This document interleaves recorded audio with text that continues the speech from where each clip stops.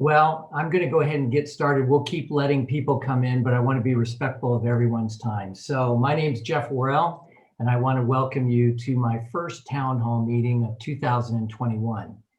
Now, while virtual is not my preference, I hope that tonight we can still provide you with a forum to answer your questions. And I do plan to hold an in-person event just as soon as it is safe to do so. So I want to thank you for taking your time out of your evening to spend it with us. Now, I want to acknowledge my colleagues who have taken the time to attend and listen to your concerns as well. I see Laura Campbell, so thank you, Councilor Campbell, for attending. There were so many people coming in, and I see we still have people loading up, but I also want to thank Mayor Brainerd and City Engineer Jeremy Cashman for joining me. And I also did invite Officer Jim Gross from the Carmel Police Department. Now, for the questions. So the purpose of our time tonight is to field as many questions as possible and get you the information that you seek. And I have received in advance a large number of questions, and so we're going to address those first.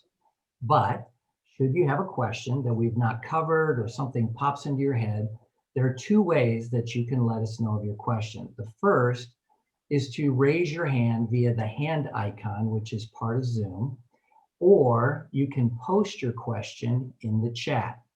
Now, Rachel is assisting me this evening, and she will either take you off mute if you raise your hand and you can then announce your question yourself, or if you're a little more shy, just post it in the chat room and Rachel will read it for you.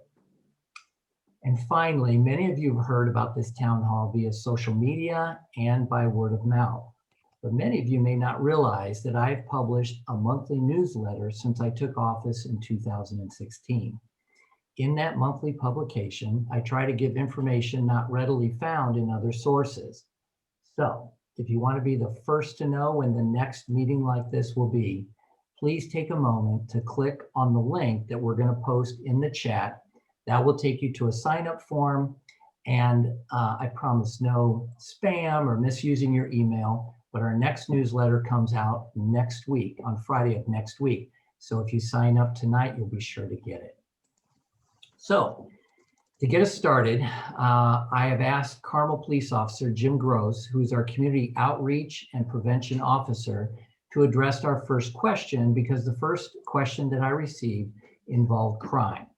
So Officer Gross, if you're ready to go, the question was, what is being done to help CPD and local businesses deal better with the threats posed by the increasing crime in Carmel?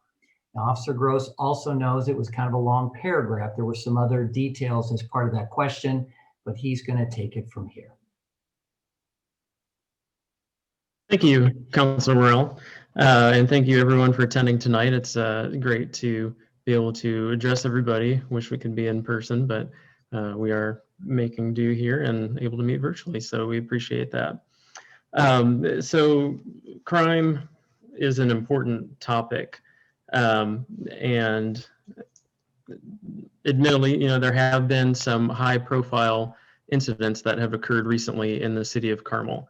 By no means, though, do I see that as an indicator or reflection of any type of increase of crime in Carmel or anything of that nature. Our police department does everything that we can to build relationships with our residents and businesses throughout the city. We have several programs that are in place, including the Neighborhood Crime Watch, as well as a Business Crime Watch, to help facilitate those partnerships that we have with everyone. We rely on all of our residents and patrons to the city as well. You all are our eyes and ears out there. We have 134 police officers in the city, but we can't be everywhere all the time. So we certainly do appreciate all of the help that you provide to us, because we do work together.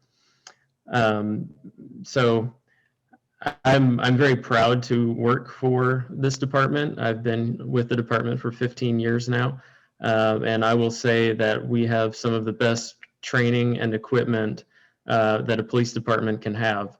And I'm not just saying that to say that. We take our training very seriously. I believe we are on the front leading edge in a lot of the situations and areas that we train in. And all of our officers take it seriously and are very appreciative of our training.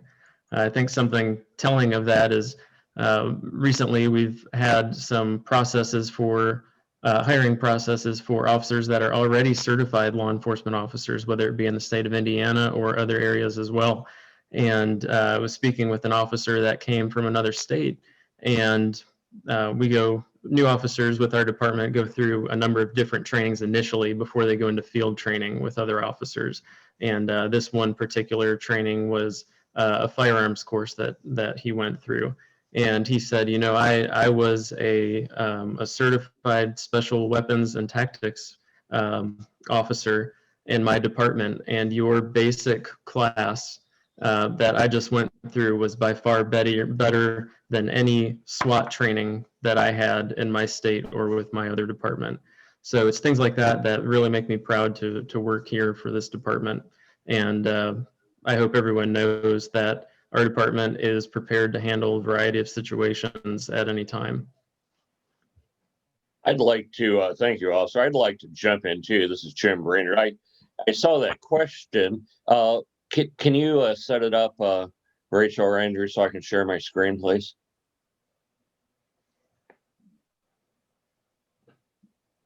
I brought the statistics for 18, 19, and 20, and they're on my screen, but I need to be able to share it. Sure, just 1 second. You should be good to go, Mayor. Okay. Share screen, see how good my technology skills are. There we go. Everyone, can you see that now? Yep. I hope it's large enough, but what you see here is a criminal activity report. And here are the various crimes on the left, both misdemeanors and felonies. We did not include infractions, which are speeding tickets and that sort of thing on this list. And the next column is the number in 2020. And then here, the number in 2019. And here, the difference in 18. And so the difference between 19 and 20 is in this column. And the difference in between 18 and 19 is in this column. You can pull this off the city website, which is where I got it. But you'll see if it's shaded green, that means we've improved. If it's shaded red, we've had an increase. So battery between 19 and 20, we're down 38%. Domestic battery down just under 3%. Domestic battery, but no report, or no battery, but a call, that was up 22%. Burglary was down 31%. Counterfeiting down 50%. I think we caught the guys that were really had raised. It was 17 instances in 18, 36 and 19, and back down to 18 and 20. Criminal mischief hasn't changed much. 109, 108, 105 down slightly. Damage to property hasn't changed much. 16 in 18, 18 instances in 19, 17, and 20. So here, and then fraud and deception, that went up a bunch. Part of that is our police department's on this. This is where somebody gets a call or an internet scam to try to get your social security number or credit card number, generally through the internet or a phone call. And that has been way up. That's across the country, just not in Carmel. Health detentions, invasion, privacy, stalking, down. Or sorry, that's the same. Health detentions down. Residential entry was down. Robbery was up. We had 9 in 18. We had 9 in 19. We had 15. And those are the ones the questioner probably was referring to, because they were highly visible ones. We have to watch our pharmacies very quickly, because people know they're open in some cases 24/7, and they have cash and drugs. We also have some problems on Michigan Road as it comes into Carmel way over in the southwest side that we're paying attention to. One of the things we're working with these businesses, we have over 300 some cameras now up in our business areas. So we're able to, and we're upgrading those cameras as we can. And so we can zoom in and get a license plate, get a car, get, if the guy doesn't have a mask on, or in some cases a woman doesn't have a mask on, we can get a picture of their face. And that's very helpful to the police. Sex crimes went from 14 to 17. They were at 17 and 18, down to 14 and 19, then 17 and 2020. Theft went down by 21%. Theft of motor vehicles this year went down 28%. They've been down 17% the year before. Threats and intimidation was up slightly, 28 to 39%. I won't say that's COVID related, but it wouldn't surprise me. People are stressed out. So you can find this chart on our website. I'm so proud of our officers. We got the best officers in the world. They do a good job. We try to do everything we can to support them in their role. And I know I appreciate them, and I think the community really appreciates them as well. Yeah, Mayor, I might just add that, and Officer Gross, maybe you could talk about this, but it's a key point that I don't want to be missed, and that is on these recent high-profile incidences, you caught the bad guys. Yeah, absolutely. Like we said, there have been some high-profile incidents recently, but our response has allowed us to make arrests in these situations. This isn't a situation where people are just getting away. People are being taken into custody, and the investigations are continuing to apprehend the rest of the subjects involved. I should mention, too, that our police department is probably on a per capita basis the largest supporter of assigning officers to what's called the Metropolitan Drug Task Force. And that's where agencies all over the central Indiana region work together to go after the bad guys. Now, a lot of them are in downtown Indianapolis, but we figure if we can catch them down there, we don't have to worry about them coming to Carmel and catching them here. And so we're very proactive that way and support that organization, which has representatives from every police department, I believe, in the entire metropolitan area. We have one great story from that years ago. One of our undercover officers was on a telephone call setting up a drug buy. And of course, they were going to arrest the guy selling the drugs when they met with him. And the guy says, "I'll meet you anywhere except Carmel. Those cops are just too good." And of course, he was talking to a Carmel undercover officer who was taping him.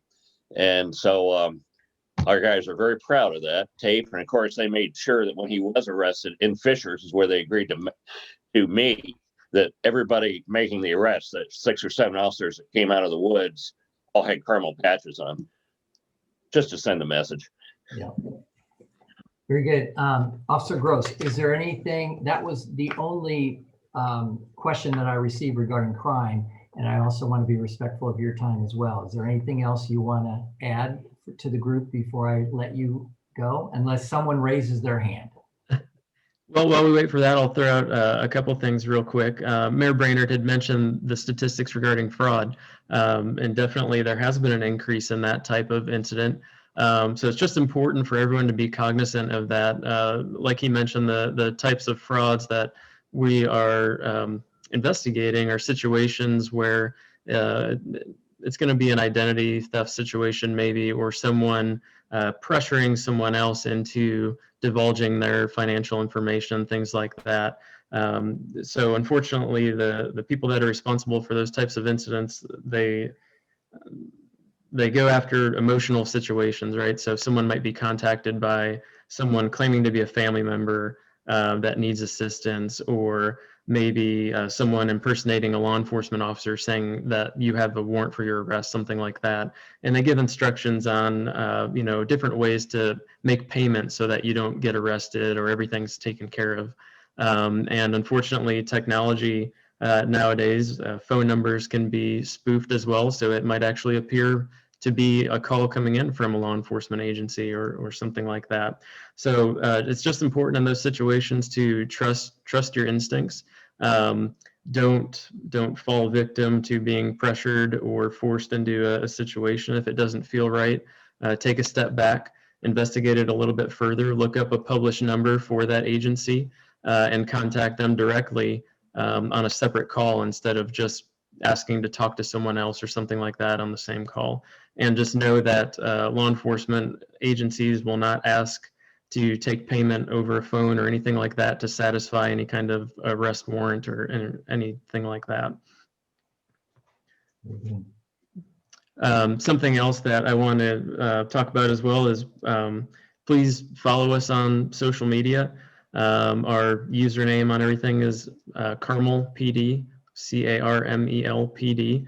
We were able to get that same username on all of the social media platforms to make that much easier. So we will put out various information for everyone, as well as notifications regarding traffic issues, things like that, or even emergency notifications. And something else that we could probably spend a lot of time on sometime would be Smart 911. That's a great service that I encourage everyone to look into. There is an app on the Apple Store and Google Play. That's Smart 911 or smart911.com. That's a great system that Hamilton County has paid for to enable all of our residents to use. It's also something that can be used nationwide by other jurisdictions that have that as well. So please look into that. You can enter as much or as little information as you want with that, but that information becomes accessible to emergency dispatchers and first responders in the event of an emergency. So that could be information about medical conditions, prescriptions, allergies, things like that, the type of vehicle you drive, everything, utility shutoffs at your house, ways to codes to get into your home. Maybe if you aren't able to get to the door to let first responders in, there's a lot of information that can be entered, and it's stored securely and only accessible to dispatchers and first responders if you call 911 from a phone number that's associated with your profile. So you don't have to worry about any of your information being compromised or viewed without any reason. Okay, very good. All right, well, thank you very much for joining us and giving us that update and reminding everyone where they can find the information on the statistics. And should anyone have a question, I'm sure they can reach out to you via the social media or the city's website. So thank Absolutely. you for being here. Thank you. Okay, Mayor, I'm going to move on. I received several questions regarding the infrastructure bonds that are up for review right now. The first one was, describe the need for the 25 million TIF bond. Okay, that'll take a minute or two because I think it's important to put it in context. Okay. We have taken a different approach to many suburbs. I don't know how many of you lived here in 1995, but Carmel really didn't have a downtown. And when I campaigned, then that's what I heard from people over and over and over. We want a downtown. We've got all these beautiful subdivisions and no downtown, nowhere to take friends and family when they visit. We also heard it from our business community that would help their recruiting. And it's important to remember that we have today about 125 corporate headquarters, which pay a huge portion of the cost of running the city. And those people go out and spend money in our restaurants and small businesses and so on. So it's very, very good for our economy to have those businesses here. What we did, and I'm going to share my screen again as I pulled some pictures of things we've done in the past, is I think it's helpful to look at, where are we here? Find the right.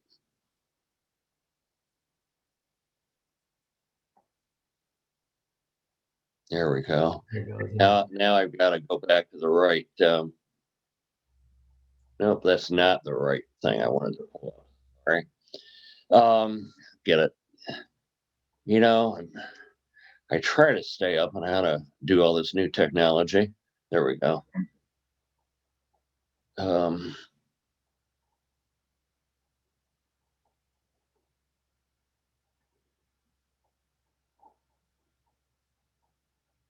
We'll give you another. Oh, there's my folder. Found it. Okay. So I pulled up these pictures, and I think it will be helpful why we're continuing to do this, to kind of take a look at what we've done in the past. Every new building that's built in the Art and Design District and the city center has been, the Redevelopment Commission has been involved in it since 1996.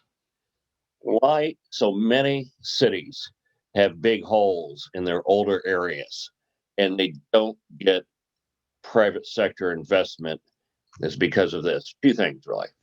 One is that there's environmental issues.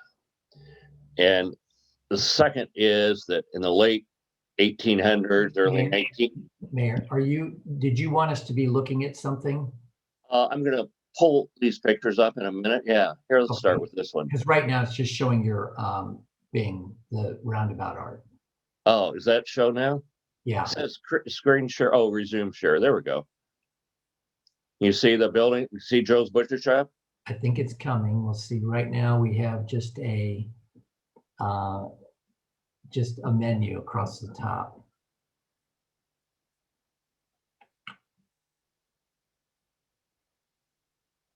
We don't see anything. Now stop the share and start it again. Well, anyway, everybody knows these buildings. I'm showing a picture of Joe's Butcher Shop in that building. And that's a good example.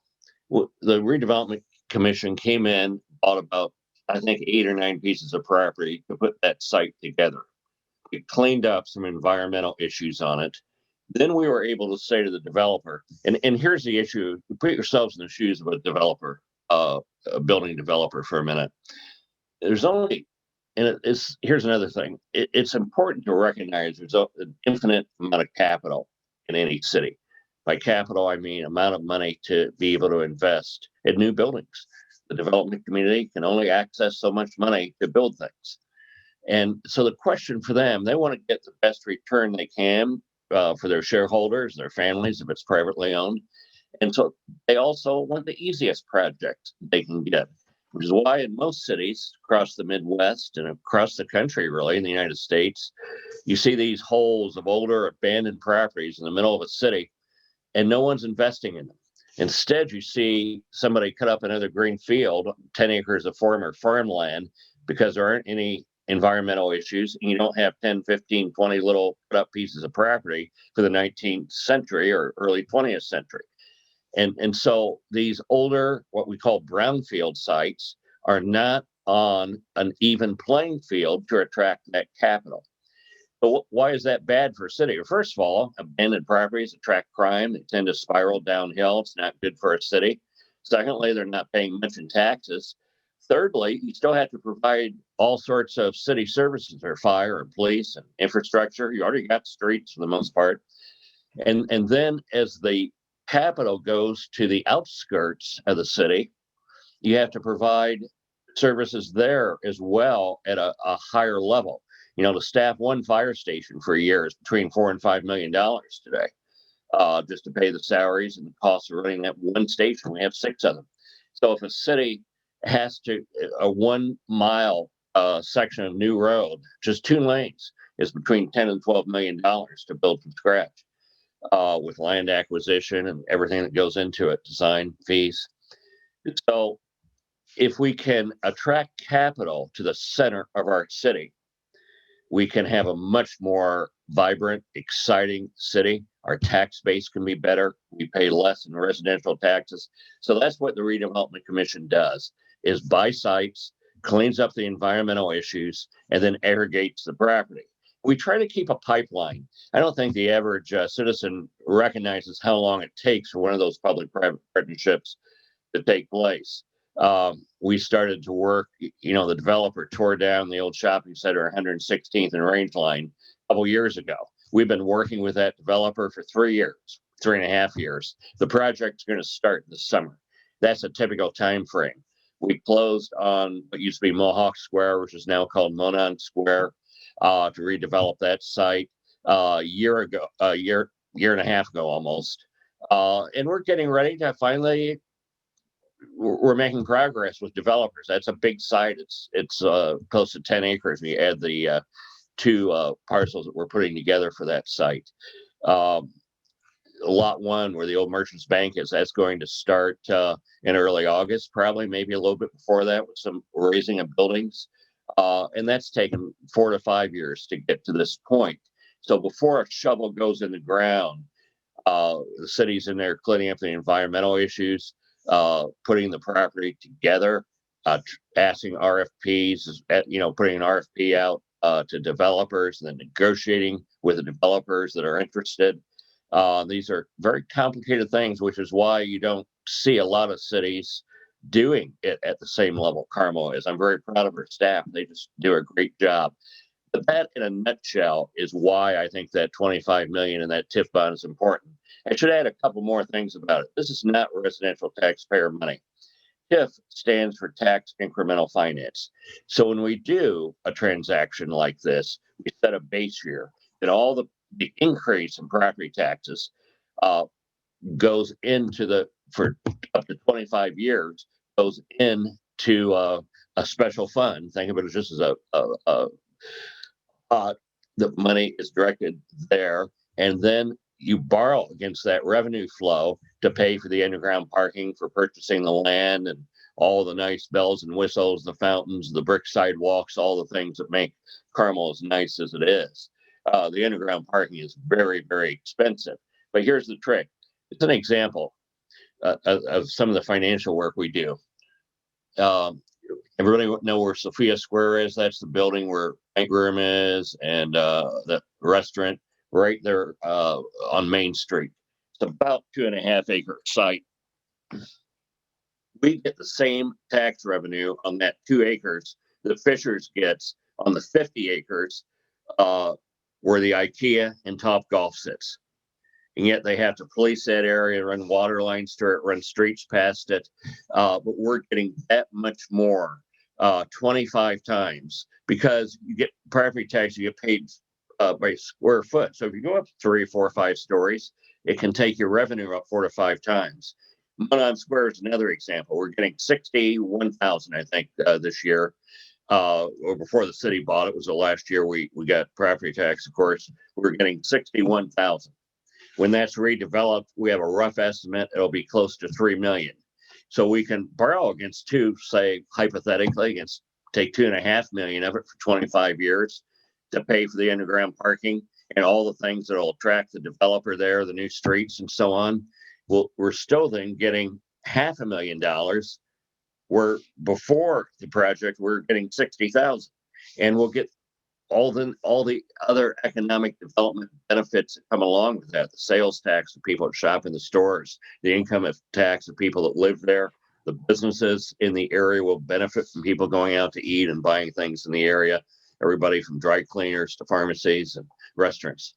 So that's why I believe for us to be a successful, competitive city, we need to continue to redevelop our center core.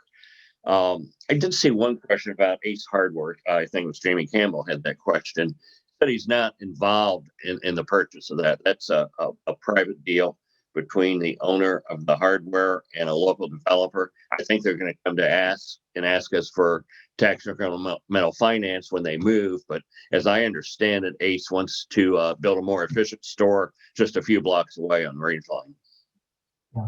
Mayor, one of the chat comments, could you define what you mean by a brownfield site?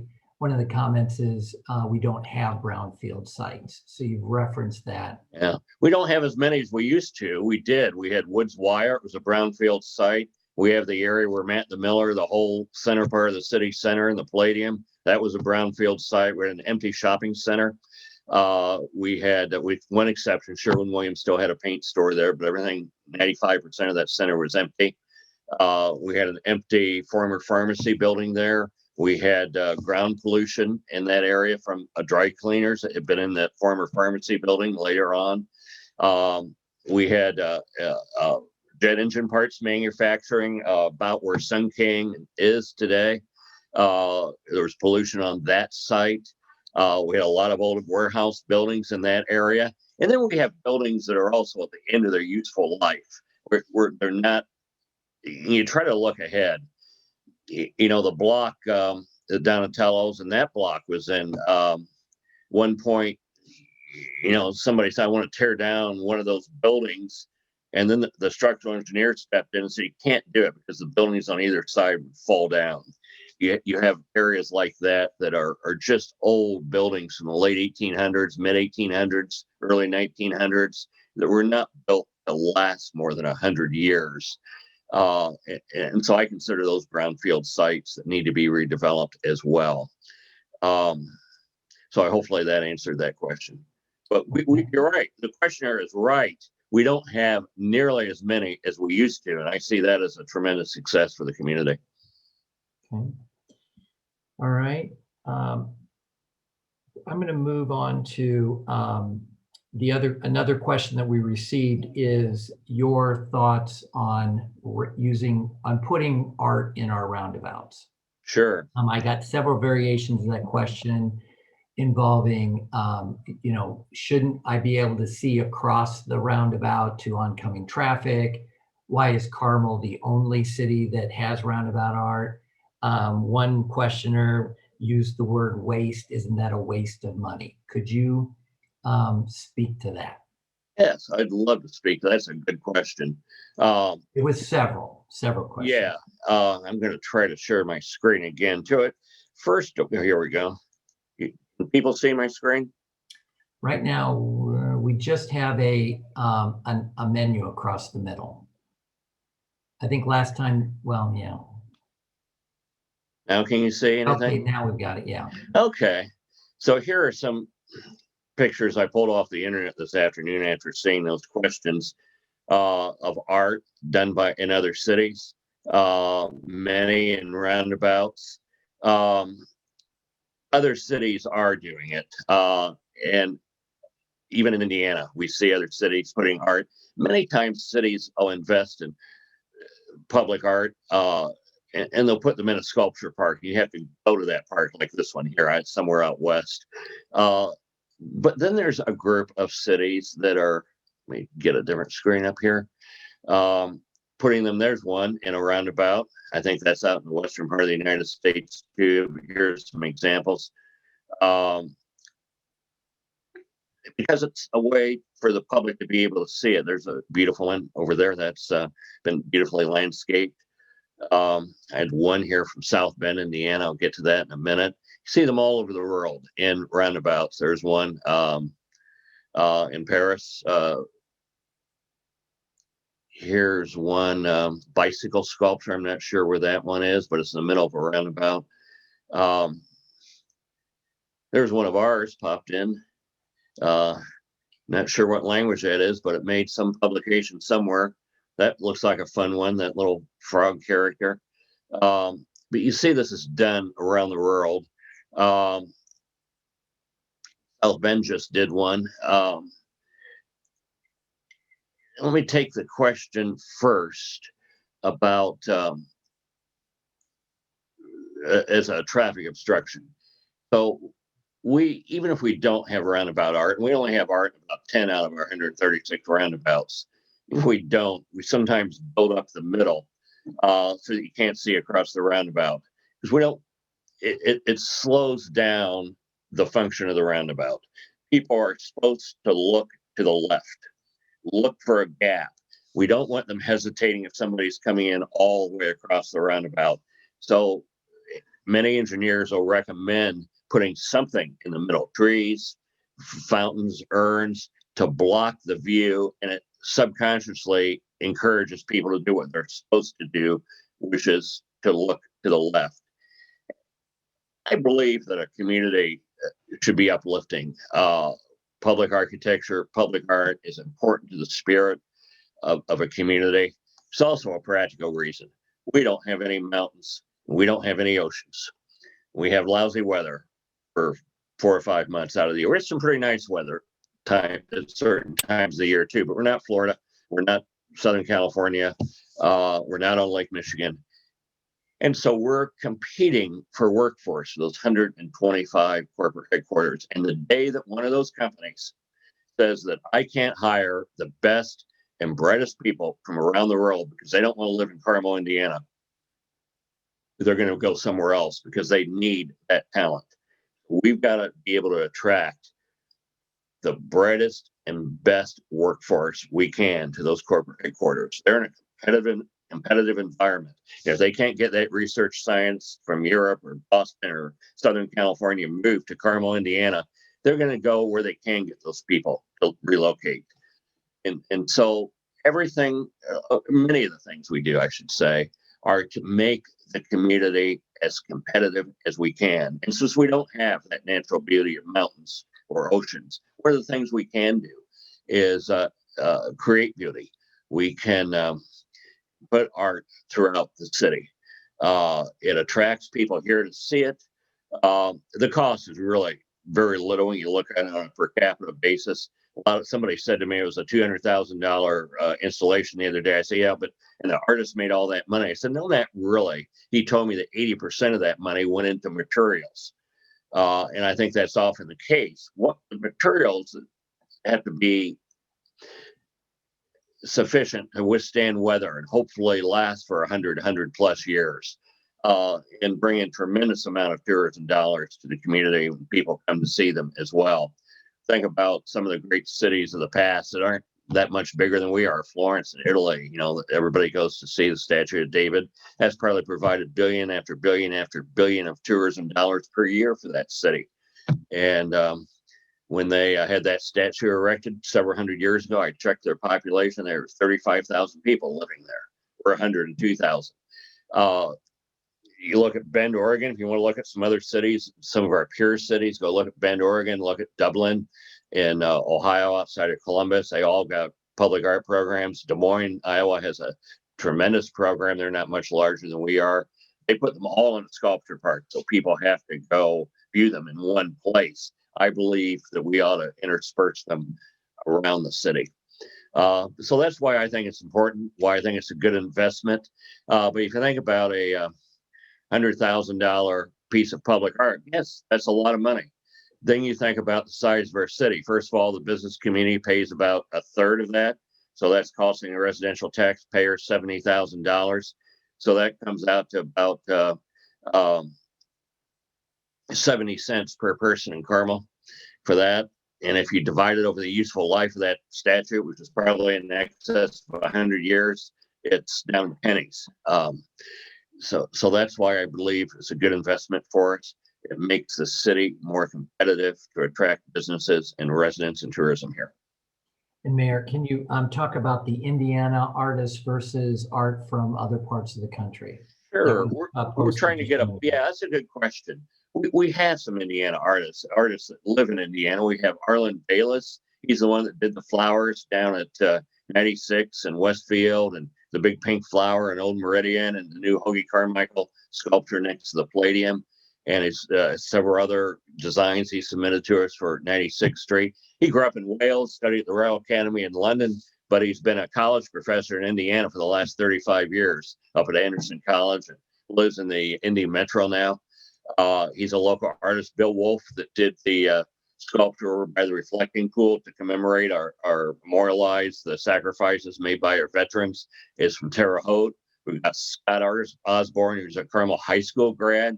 Did his first piece we commissioned when he was in high school. It's been 2 more now since he's been graduated from high school and is working in the area. At the same time, I believe it's important to get some world-renowned artists in too. So we try to get a combination of people who are recognized around the globe and really good local artists. And I think having that mix and variety is a good thing. Okay. All right. I think I see no hands up or anything. Oh, can you unshare your screen, Mayor, so I can see other people? But okay. We're going to move on to a couple. I thought I had. Is that better? Yep, there you go. Okay. All right. So let's do, and I don't know if it's you or Jeremy, why are there road barrels during winter at the roundabout at 116th and Guilford? Could Carmel limit the road construction, could Carmel limit road construction after November? I'll take that, Jeff. I'm as frustrated by that as everyone else. So we have to bid these projects under state law. They're supposed to have them done by the time winter hits about November 15th and the asphalt plants close and they can't do much more work. But sometimes they don't make it. We're out of control, and they have liability as a company. And so they're required to keep those safety barrels out there. They're meant to slow people down so it's safer. And if we have federal funds involved in those projects too, as state federal highway law kicks in and requires them as well. Do you have anything to add to that, Jamie? Yeah, that was one of the main things. I mean, the roundabout itself, with all the final surface and striping was complete around Thanksgiving time. So that was completed. One thing we were waiting on was power to be hooked up to the lighting also. So that is a federally funded project, and working with our counterparts at NDOT, it was one of their requirements that we kept the barrels in place.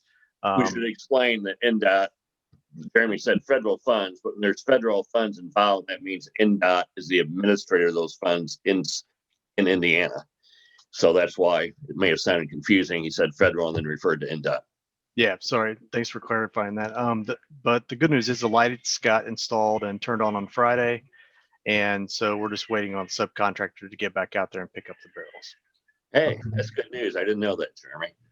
And one of the things I hope our group and I, this always happens at town hall meetings, but there are two sides to every story. It's maybe there's three sides to every story, but a lot of times there are reasons, even though government gets kind of blamed for this gentleman saying, why can't you just get it done by November?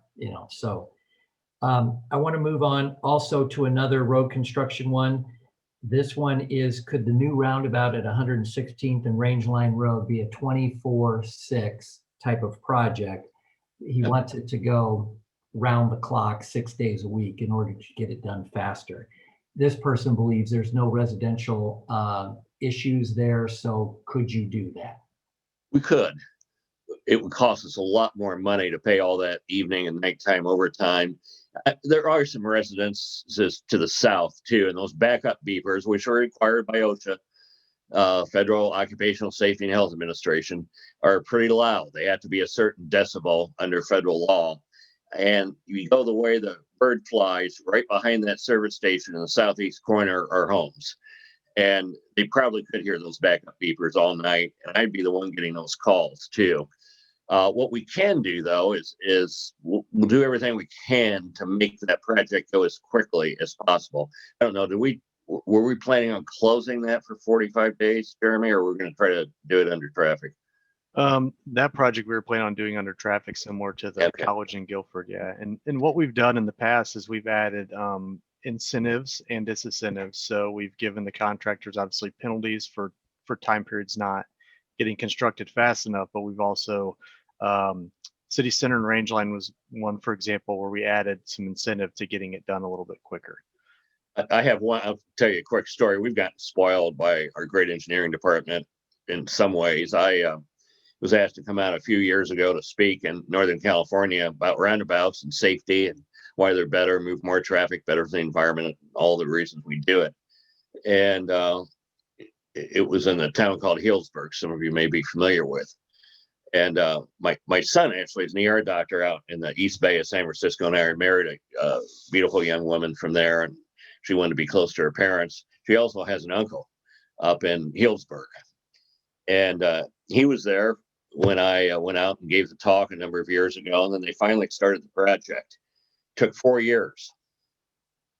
So when we get ours done in 3 months or 4 or 5, 6 months, we're doing better than some places. Of course, that's California. I kidded them about it a lot, that we know how to do things better here in the Midwest. But that was a 4-year project for one roundabout in a little town out in California, federally funded. We wouldn't be in office, Mayor, if that happened here. So that's right. All right. And one more road question. Are there plans to widen 116th Street between Keystone and Gray? Why or why not? I'd like not to do it because I think it would really impact those neighborhoods. That was a big issue. And some of you may remember this ancient history. I was fairly new in Carmel. I think it was the election of 1991. A number of years before I was mayor, we had a mayor that lost and proposed to do that and lost the election over it, basically. There's a huge, I see John Schuler there. He remembers that story. John and some others fought against that. They said, we don't need to widen that road. It'll just, and I'm not a big fan of widening roads. We don't have to. So many times we widen roads to get additional lane capacity. What we really need to be focusing on is intersection capacity. It's that old song, they paved over paradise. We're trying not to do that. I like the medians down the middle, one lane in each direction. What we do know is that a roundabout, don't laugh, but a roundabout can move roughly 50% more cars per hour than a traffic light. So that's why we were able, when we put roundabouts on Range Line Road, we didn't need the 5 lanes on Range Line anymore. We go down to 1 in each direction. Travel time should not be impacted. We can put those trees down the middle. I know the jury's out on the bike path, but it didn't go anywhere yet. It will eventually. But the same thing on 116th Street. We've improved traffic capacity a lot with the roundabouts. Eventually, we'll see 96th Street go through, which will help that east-west traffic flow. Part of the problem is that there's only really 3 bridges that serve Carmel over the White River going to Fishers, 96, 116th, 146. County is looking at adding another bridge, either up Main Street or probably 126th Street. If that happens, a lot of that traffic on 116th Street will switch to my street, basically, but it'll come to 126th Street, and it'll be more equally distributed. And that'll help, I think, people getting in and out of their neighborhoods along 116th Street during rush hour too. Okay. All right. Next one is about street lights on main roads. This writer actually has an example of there are 5 miles of road. Gray Road is 5 miles long, 96 to 146th Street. Out of those 5 miles, there are 3 1-mile sections with no road lighting. Mm-hmm. Is there a reason for that? It's interesting. I'll tell you a quick story. I was out in my cul-de-sac about a week after getting elected for mayor the first time. And my one neighbor who grew up in the city said, "Oh, now we have street lights in all the streets." My other neighbor who was standing there, who grown up in the country, said, "No, I don't want to do that. It's all this light pollution." And they started to argue about this. I quietly slipped away after listening to them for a while. And that's what I find. The community is about 50% divided. You got a lot of people that don't want that light pollution. You want a lot of people who want every road lit up as bright as it can be. And it's about 50-50. After doing this for my 7 terms, I hear from both sides. So what the approach that we have taken is that we're going to do it where it's needed at intersections, but not do it just to light up a road. That's what we think headlights are for in a car. And so we try to strike that balance. We want to do it at intersections where we need it for safety, but we just don't want to light up roads to be lighting up roads in between. Okay. All right. And the last one before we get to any of the other questions that came in kind of late in the day, senior housing. Yes. Senior housing and the city's efforts to address the lack of. Yeah, it's tough because Carmel has become a very desirable place, and with it, prices have gone up. I think it's important that we have a variety of housing options. That's why we build apartments and condominiums, or allowed apartments, condominiums, and townhomes. We don't build them.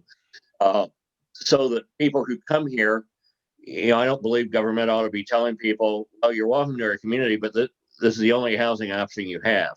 One of the things that's missing, or it's not missing, it's just very expensive, are small patio homes for seniors. I'm kind of in that category too. I'm getting tired of going up and down stairs. The problem is we have a lot, Enclave over by Plum Creek Golf Course. I can give you 20 or 30 great examples of places where we've got, I see Steve Pittman on the line. He built some beautiful quad townhomes, I think off 116th Street, just west of Range Line a number of years ago. But the price goes way up. If the city subsidizes them for the first buyer, that buyer is simply going to turn around and sell it for a few years at market price, and we haven't really accomplished much.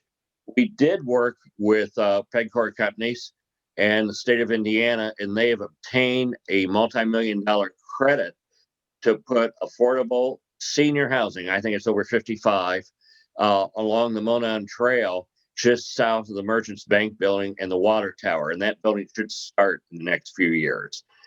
Steve Pittman and Mark Boyce also have a building that's, I think, 55 and over. I see Steve Pittman's on the call with, or the meeting with us, right across American Legion on Main Street. It's called, Rose Walk.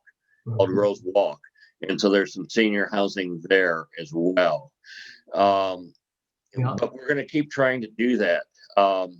The patio homes are difficult just because our land prices are high, and that runs up the cost for the senior.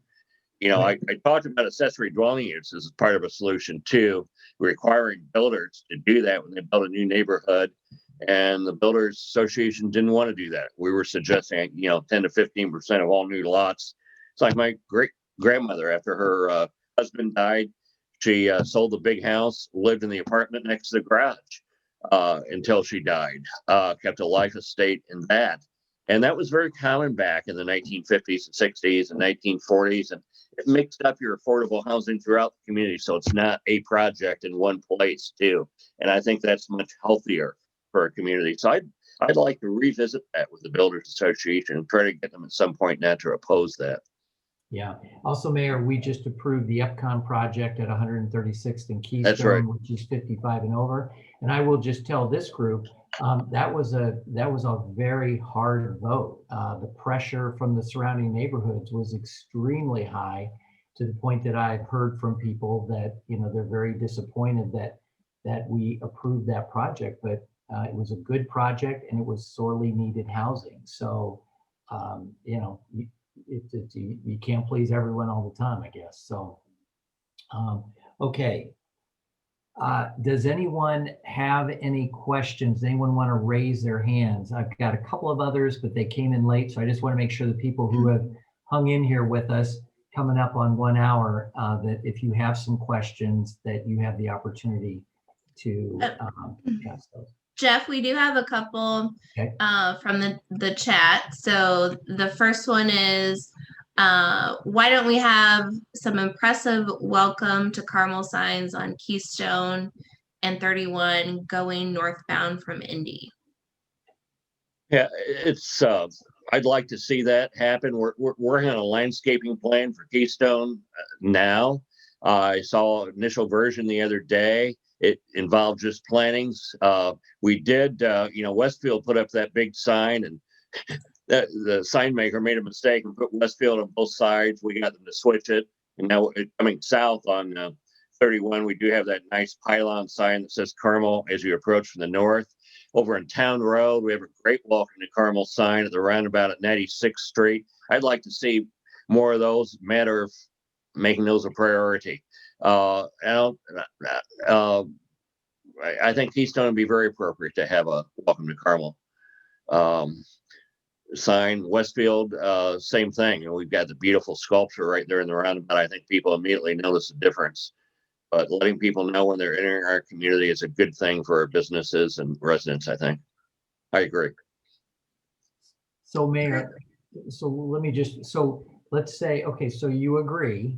What's the next step? We need to put it in the next budget. And these things often take a year or two to plan, design, get, work out how much it's going to cost, and then get it in an appropriate budget. Okay, just so you know, I'm taking notes. Without raising taxes. That's the key. Okay. Go ahead. Great. Rachel. The next question is regarding pedestrians and bicyclists at roundabouts. They live by the Palladium and concerned about trying to get to the Monon. What's the question again, Rachel? I heard live by the Palladium. I think it's really just some concerns around. The question is, what about pedestrians and bicyclists at roundabouts? Yeah. This person lives by the Palladium and concerned about okay. Safety getting to the Monon. I get that question a lot, and we've done a lot of research on it. Roundabouts are safer for pedestrians, bicyclists than stoplights, is what the data shows. And it goes back to the same reason roundabouts are safer for cars and drivers too. But human error doesn't change, and so New York had a rash of fatalities at stoplights over the last couple of years. 2019, it went way up in New York City. As an example, people see that. I joke with audiences, people that none of us on this call have ever sped up for a yellow. Right? You haven't done that, have you, Jeff? Ever? No, Did you ever speed up for a yellow light? I didn't think so. No. Never went through a pink light either, did you? No. No. Never. You never sped up when you saw a green light because you thought it was about to turn yellow. We all Okay, do that. maybe We once. all do that. It's human nature. And then humans make mistakes, and it's 1 out of 1,000, 1 out of 100,000, 1 out of 1,000,000, whatever that rate is. At that high rate of speed, when somebody has just bent it, very dangerous for that pedestrian. Somebody who's looking down at their phone and doesn't realize that there's a red light and there's a pedestrian right in front of them. That pedestrian being hit at 40, 50, 60 miles an hour probably isn't going to survive. At 15 miles an hour through the roundabout, it's about a 98% chance, 99% chance that pedestrian's going to survive. You also have that island halfway through the crosswalk, which is really a refuge island for a pedestrian. And so a pedestrian look one direction, walk out to that island, pause, look in the other direction. It's speed that makes intersections unsafe for pedestrians and bicyclists and drivers. So the data shows that pedestrians are safer at the roundabouts. I know it's scary to step off. I'd like to see the state pass a law. If somebody's waiting in that crosswalk box at the edge of the crosswalk, you're required to stop. We're doing raised crosswalks, of course, on the range line, some of the roundabouts to slow down traffic even more to make it safer for pedestrians. Same thing with bicyclists. They can either ride in the travel lane or walk or ride on the path in the crosswalk through the roundabout. Many times I see bicyclists, and I'll do this when I'm on a bike, ride right through on the traffic lane. I'm going about the same speed as the cars generally and feel pretty comfortable doing it. So that's what we tell people when we're asked about that, is point out that the data and the science shows that pedestrians and cyclists are safer in a roundabout than a crosswalk at a stoplight. Rachel. All right. Great. I think Jamie just had a follow-up question about, is it possible to pass a local ordinance requiring cars to yield to pedestrians in a roundabout? And she wanted to know if Jeremy We can might do better want than to. that. There's a state law that already says that if you're in the crosswalk. I'd like to extend it to waiting by the crosswalk, but if you're in that crosswalk and you don't stop for a pedestrian, you violate a state law and could be cited by the police. So that already exists. Okay. Okay, great. Jeff, did you have, I think that's all right now in the chat. If anyone else has a get one question. more. I did get one more. Oh. Mayor, I haven't gotten too many. I see a couple complaints on the chat, but anybody's got a complaint, I'm up for those too. Yeah, we're getting some complaints. Yeah, I did. So, can you tell this group, is there any information you can share about plans for the Martin Marietta gravel pit down at 96th Street and Hazelville? Yeah, we reached a legal settlement along with the Kingswood neighborhood years ago, where when they're done mining that pit, it becomes a public amenity in a lake. And I would encourage you to stop up at the Department of Community Services and look at those plans. That would be another hour to talk about all the details of how that took place and what's planned. But go look at the plans. The staff there will be glad to help you. Okay. And if the person that sent me that question, I'll be happy to coordinate that and help you get to the right place. I see another question about art too, which maybe I'd like to answer. Why am I the arbiter of what is good art? I'm not. We have professionals advising us, and we have a committee. Each council member appoints a member that advises us.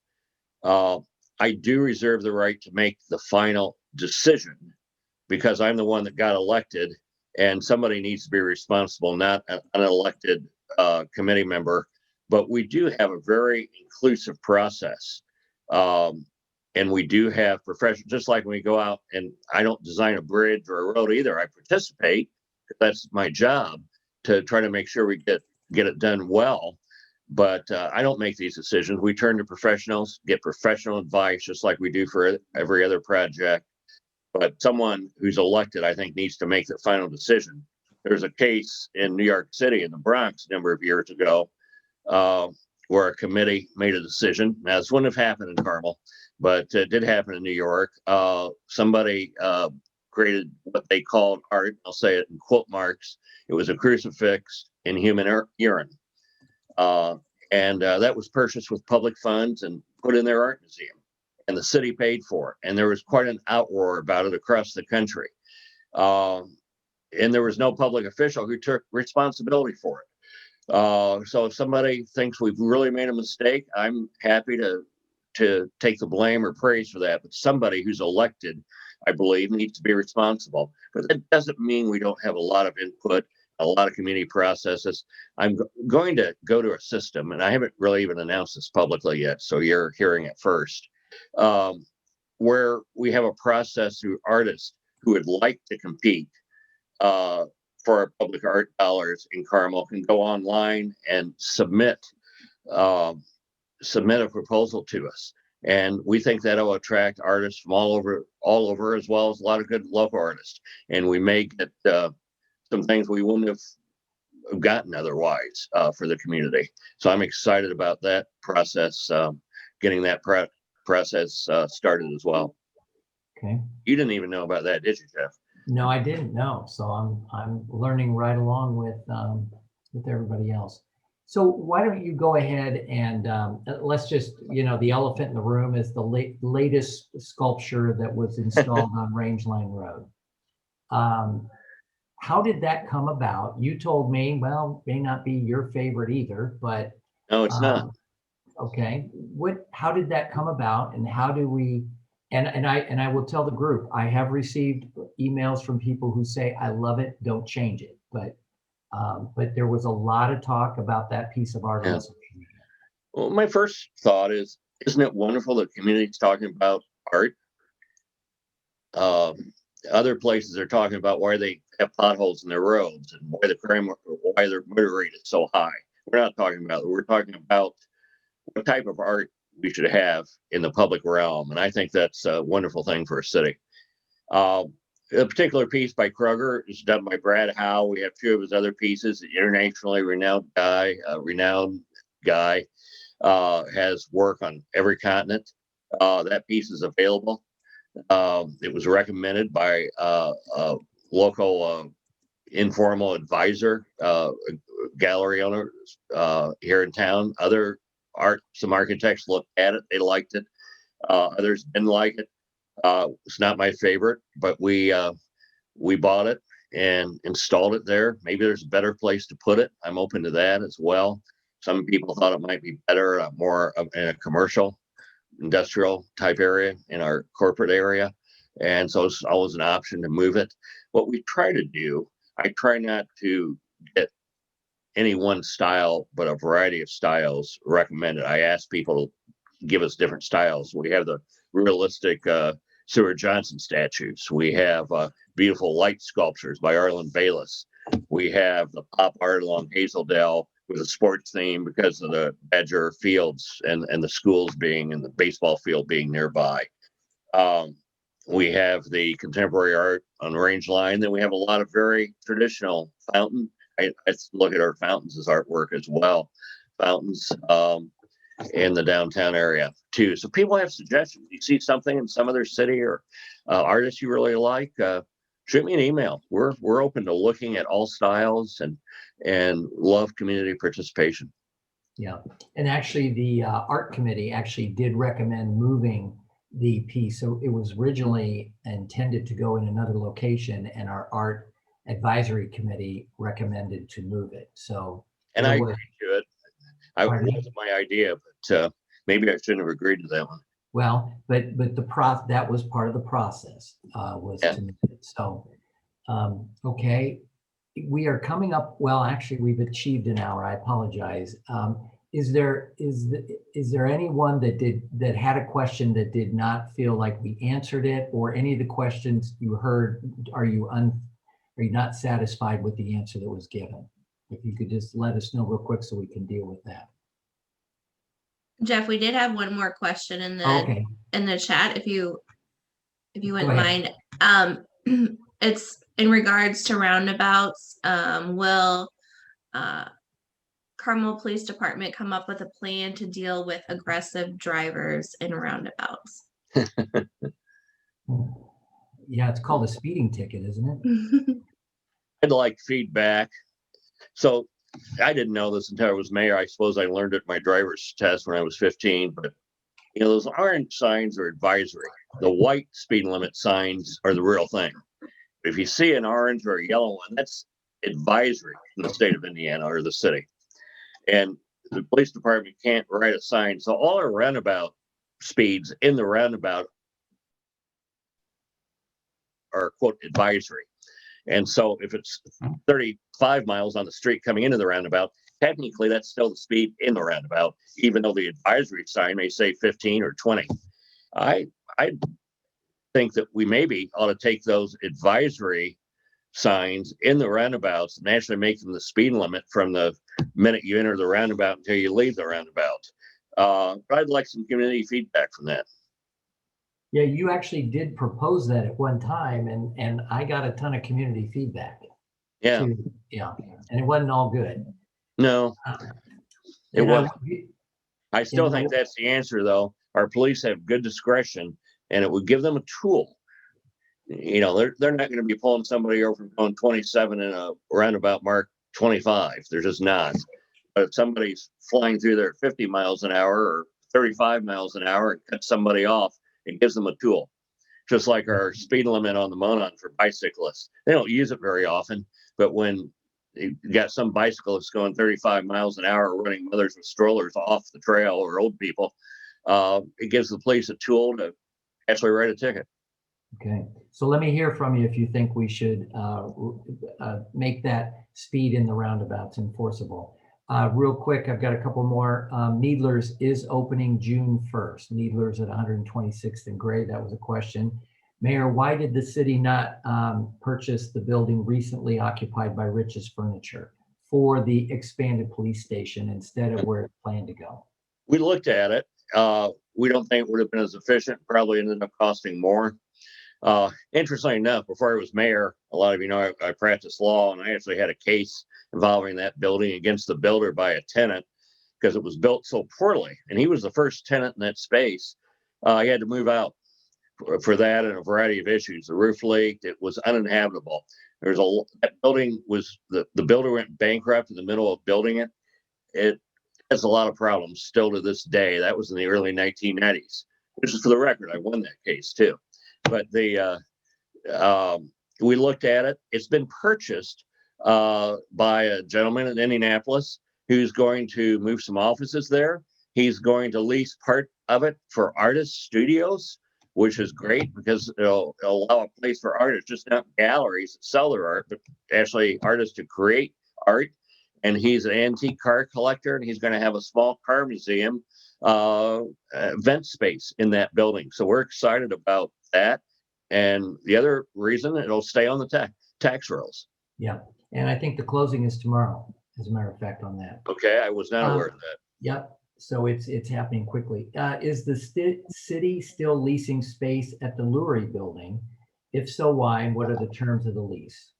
The lease is, I don't have the terms memorized. It's market rates. You can go to the city's website and see every contract we've entered into. And that lease contract is there along with the others if you go to our Laserfish system. It's so much per square foot, like building leases are. With our parks department, we have about 700 employees working with the city of Carmel. We have to put them somewhere. So we have water companies in that building, and we have redevelopment workers and economic development people on the second floor of that building, which we leased. Okay. Do you have some more questions, Rachel? I see a lot of messages coming in. Who is paying for the combo street lights cell arrays on Gray Road? Who's paying for the Combo street lights? Cell. We do the 5G towers? Oh, yeah. Jeremy, do you have Yeah, I believe that's, nod your head, Barry. Where are you? Is that what you mean, the 5G? Or Yeah, 4G? well, yeah, Okay. those aren't 5G. Those are actually 4G towers. And as we've worked with the cell providers, that's one thing we've worked for them to incorporate a street light, Who's and paying, Jeremy? they are paying for it. The whole So that thing, is lock, stock, and barrel? the whole thing. Yes, installation. There's even some locations where we have existing street lights. They're going to pull those out, give those back to the street department, and then put one in that they're going to use. And that's why we've tried to put them at intersections, because some of the locations they proposed were in random spots on the road, and we've worked with them to get them in the areas that we need light the most. And I would like to just clarify, to my knowledge, we have no 5G in Carmel. That is correct. We are starting to see an uptick in. I don't think we have applications yet. But I thought we probably had have. some up at Clay Terrace, Jeremy, don't we? Those are just 4G still. Are they? Okay. Yeah, but we are getting ready to get apologize. 5G coming our way. Okay. And that's has been controlled by the state. Carmel did pass a resolution trying to slow it down, but. That is correct. And there's also a bill at the State House right now that's trying to kind of take a little bit more of our ability to regulate those away. So we are keeping an eye on that. I see Barry mentioned down lighting. We try to do that for all our lighting. It's required by private developers in Carmel, Barry. Then the city is trying to do that with all our street lights as well. Great. All right. Our next question is, are there any plans for the empty grocery near City Barbecue? That's owned by the Kite Realty Company. They're out looking for a tenant. Great. Next question, any updates about South Central Carmel Home Place? Are there any improvements to look forward to? Yes. This summer we ran water mains, so everybody in the Home Place area, and there were previous to those mains being installed, there's just under 400 people that could not hook up to city water. Everyone in the Home Place area can now. We've worked with the township constructing roundabouts at 111th in Central Park, College, and Rangeline. And I have proposed in this latest round of financing roundabouts at 106 in College, 96 in College, 106 in Westfield, and a beautiful boulevard with bike paths, underground stormwater, storm sewers with curb, beautiful boulevard between 96 and 106th Street as another entrance into Carmel. And back to the previous comment that we should have a welcome to Carmel sign. We probably should have one in that roundabout at 96 in College as well. And that's just the start. We know that public investment begets private sector investment, and we'd like to see a lot of good private sector investment go into the Home Place area over time. Very similar to what happened 25 years ago when we started investing in the art and design district. Some of you may remember, we didn't have curbs or sidewalks on any of the back streets, and we had mainly abandoned buildings in that area, or very low utilization of the buildings that we had. And today, some of the most expensive real estate in Carmel. And it was the city taking the lead, making public infrastructure investment, which then begets private sector investment following on its heels. Isn't the amount in Home Place around 18 million? Yes. I remember. That's the proposal in the bond. We already spent, I think, close to 7 million running the water lines in. We've done a stormwater survey. We'll be making some stormwater improvements in addition to the monies in the bond too, Jeff. Yeah. Okay. And then there's the money for the roundabouts on 111th Street, which is technically came out of township funds, which the township is the same as the city. But they had funds available to help us with that project. So we're providing the staffing and engineering, and they provided the funding source. And I think that's another several $1 million at least there. Okay. Great. I have another question that came to me, Jeff, if that's okay. Yep. Are we going to attach to Indy's red line along College Avenue? That's up to the community. The process under state law is that both the township board and the city council would have to vote to put it on a general election ballot in a general election year, which is a year we elect U.S. House representatives. So it can't be just the local election year in 2023 or 2026 or 27. It would have to be an even numbered year, and it has to be on the fall ballot, and it would have to be approved by the majority of the voters to pass a tax to do it. We have worked very carefully with Indianapolis to plan where it would go. So if people did want to vote on that, they would know what they're voting on. All right. I think people are getting tired because we're starting to lose our crowd, but I have another question for you. Will the VP, which I think it means Village Pantry, will the Village Pantry on 96 and College be closed with that roundabout? Probably. Okay. And I think we've caught up on all of our statistics. Will probably get better if it does close too. Yeah. And I think we're all caught up right now on our questions in the chat function. And I don't see anyone raising their hands right now. Okay, so I hope this has been helpful. It's always my goal to give you the information if I know you're looking for it. So please feel free to reach out to me. I think they were going to put my email in the chat, but you can find it on the city's website. My cell phone number is on the city's website. And unless, because I want to be respectful of your time, I want to thank Mayor Brainerd, thank Jeremy Cashman. My email's on that site and they come directly to me. I read every one. So yeah, feel free to contact me. And Officer Gross, and thank all of you for being concerned and interested. And so if I can do anything to serve you better, I hope you will let me know. With that, I'm going to let you go and enjoy the rest of your evening. Everyone stay safe. We're making progress on COVID. I'm very optimistic. I want a big mass burning bonfire on the 4th of July. I hope we can get there. That's right. We're ready for that, Mayor. All right. We all are. Yeah. Thank you very much, everyone. Good night.